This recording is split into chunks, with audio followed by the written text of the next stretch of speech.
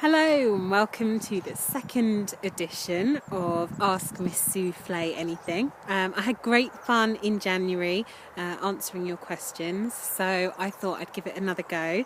I've actually brought my camera outside. As you can see behind me, it has been snowing overnight, so Camborne and Cambridgeshire in general, and I think most of the UK, is dusted in white, so I thought I'd bring it outside and have a bit of fun, although I didn't think just how cold it would be, so I might lose some fingers as I do this post. If I do, it's your fault. So thank you all so much for asking me your questions. I have had great fun thinking through my answers a little bit. However, I want to put myself on the spot and answer as best I can right here, right now. So keep your questions coming in from March, and I'm going to try and do one of these posts once a month. So let's go to the questions. So Shay Mouse has asked me what the best non-WordPress blogging platform is, in my opinion. When I first started the secluded tea party blogspot, it was with Blogspot. And it's great for creative blogs. It's quite colourful. As I became a little bit more professional in what I offered, I moved to WordPress as it was a lot simpler to use, and it did a better job for what I needed. But Blogger I have great experience with. Absolutely love it, so I'd say give it a go. There are many other platforms out there, so I think just go with what you find easiest and best to use. There's no real right or wrong, but Blogger is one that I do have a lot of experience with. Hope that helps. Nikki Wright, you asked me two questions. I'm sorry I didn't answer your question in January. Do you video blog on YouTube, and do you have a YouTube channel? Yes, I actually have two channels, just to confuse you. So you can find me on YouTube at Sue Flay or Miss Sue Flay. Or now you can go to my video blog section at misssueflay.com and you'll see all my latest video blogs there, including the Ask Me Anythings. So you'll find everything there. Marianne asks me what are the best day spas in Norfolk, Cambridge, Suffolk and the Essex area. I have so many to choose from, but Marianne, Congham Hall or the Pigs in Norfolk. The Pigs in Edgefield has private spa rooms with its own little sauna and outdoor bathtub with a TV in, fire pits for you to toast marshmallows on. Amazing, definitely try it out. Bedford Lodge Hotel and Spa in Newmarket is fantastic. Their spa is one of my most top favourite spas ever, and the hotel for afternoon tea is just stunning. Or Essex, I haven't actually explored so much. There's Y Spa, which is in Cambridgeshire, and the Lighthouse Spa in Essex is next on my list. So watch this space for my latest reviews. Mr. Cake asks me what my most embarrassing moment during a stay in a posh hotel or spa has been.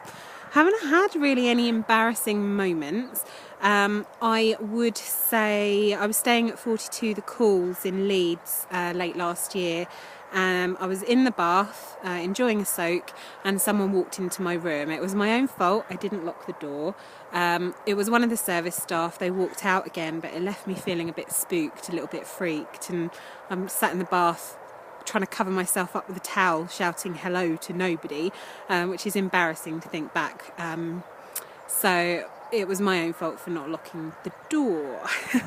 Virginie. Oh, hello Virginie, my fellow Blogcademy graduate. She's asking me when I'm visiting her in the north of France. When can you have me? I am there like a shot. I have my passport. I want to travel more. I'm doing my Around the World in 80 Stays challenge. So Virginie, drop me a line. Let's plan a French weekend. I would love to come. You can also see one of my latest video posts, which I've just put up on YouTube, on my video blog channel, on my page on my website, where I did a video introducing my Around the World in 80 Stays challenge on a stormy Saint-Tropez beach.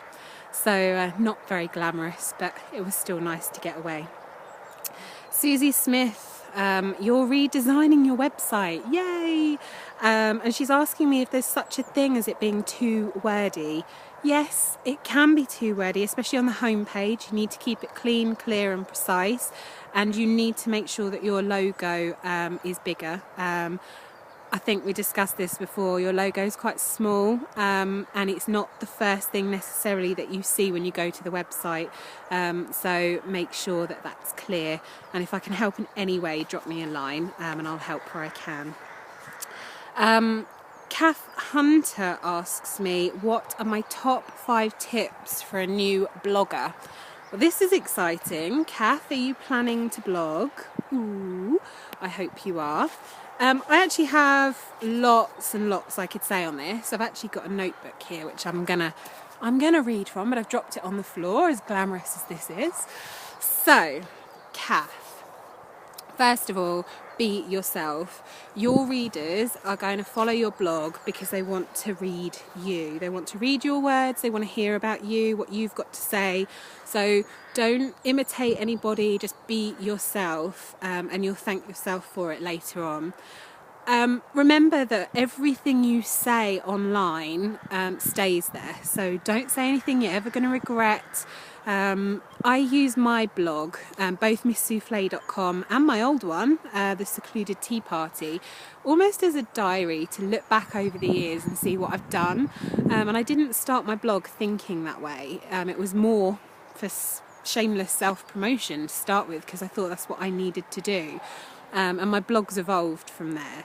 But I would say now I can look back and I feel quite proud when I look back at my blog and see all the fun things that I've done, all the great people I've met, all the brilliant things that I've said that have inspired people that, you know, I didn't know at the time was going to.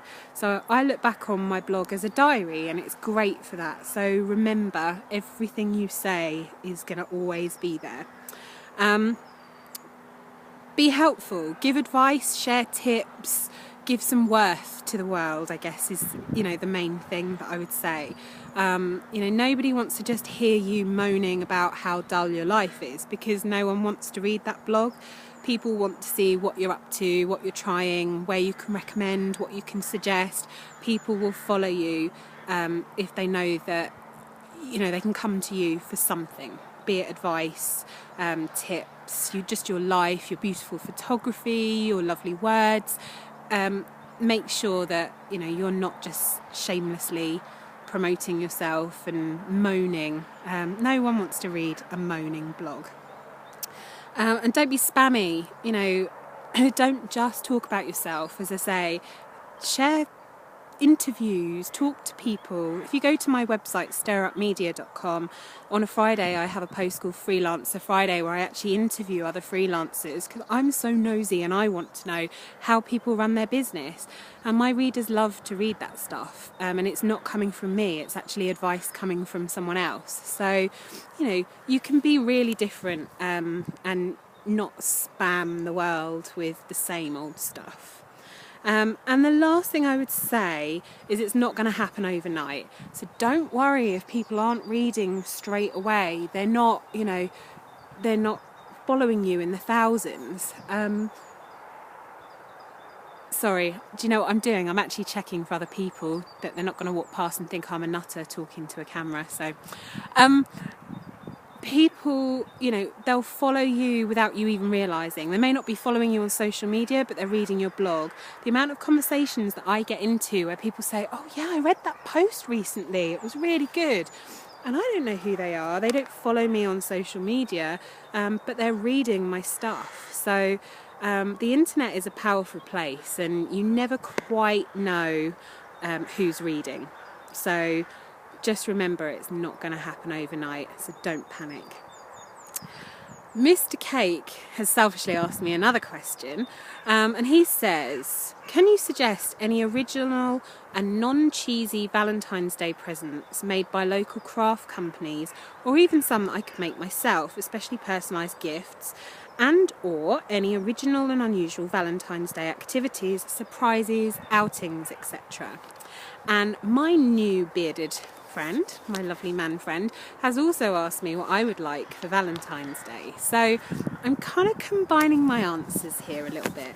But I would say, first of all, breakfast in bed. You can't beat coffee, croissants, a newspaper, some chilled out music and great company, and just chilling out, having a bit of a rest, especially after a busy week. My favourite thing, I don't do it enough, so breakfast in bed is not expensive, it doesn't cost the earth, or going out for brunch even, but to be honest, I prefer being at home DIYing.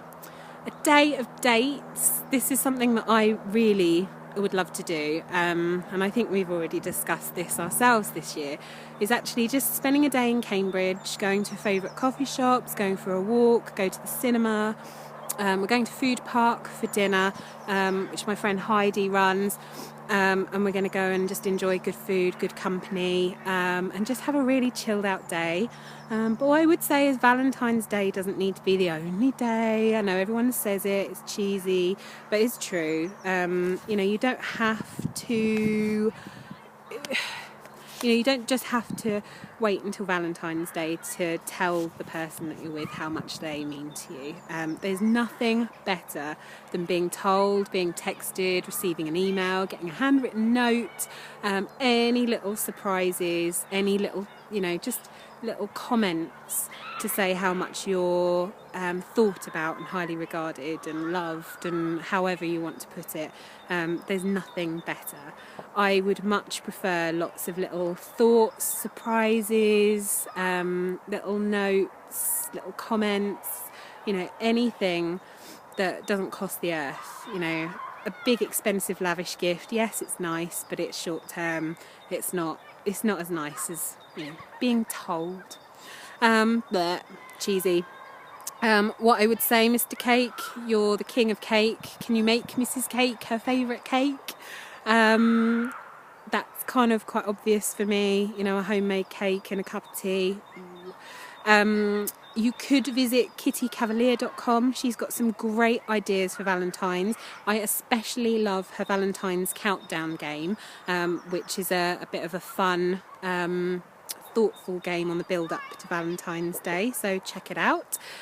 Or anthropology.com, we've got a DIY origami love hearts and lovebirds tuition, which I love the sound of, and they look really cute. So you could maybe cut out old books or newspapers or magazines and make some really cool little origami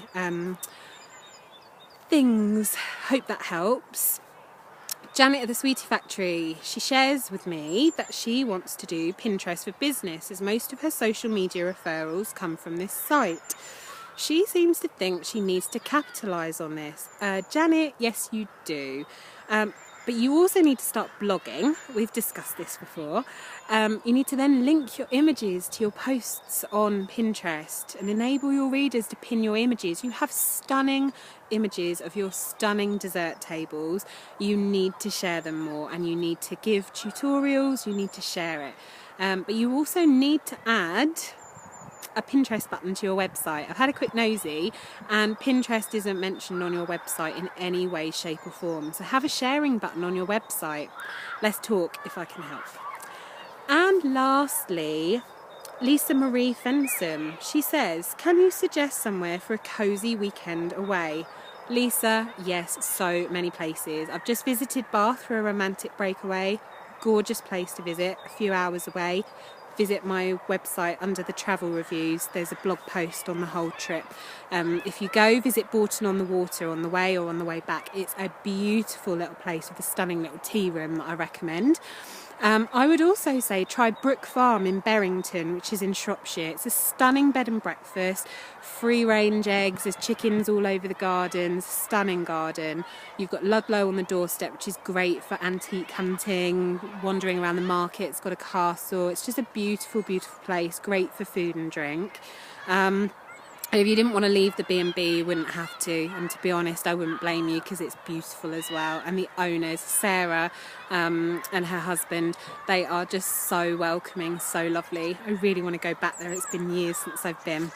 You could also locally go to Paddock's House, which is owned by the House Collection at 6 Mile Bottom near Newmarket. Beautiful, beautiful hotel. Or the Great John Street Hotel in Manchester, which is really trendy, really central, great food, great cocktails, beautiful bedrooms. Or 42 The Calls in Leeds. Leeds is a fab place, great for food, it's got a great nightlife, a really good city vibe. But if you're planning on not moving from the hotel or from wherever you stay, Brook Farm is top choice, I'd say. I think that's it. I'm sorry it's a bit rushed. Got lots of questions to get through. I'm very, very excited. Blog Cambridge is coming. It's a new network for bloggers locally. So visit misssueflay.com. The Blog Cambridge page is about to go up. Register your interest, start following, start chatting, and you'll hear more very soon. Bye.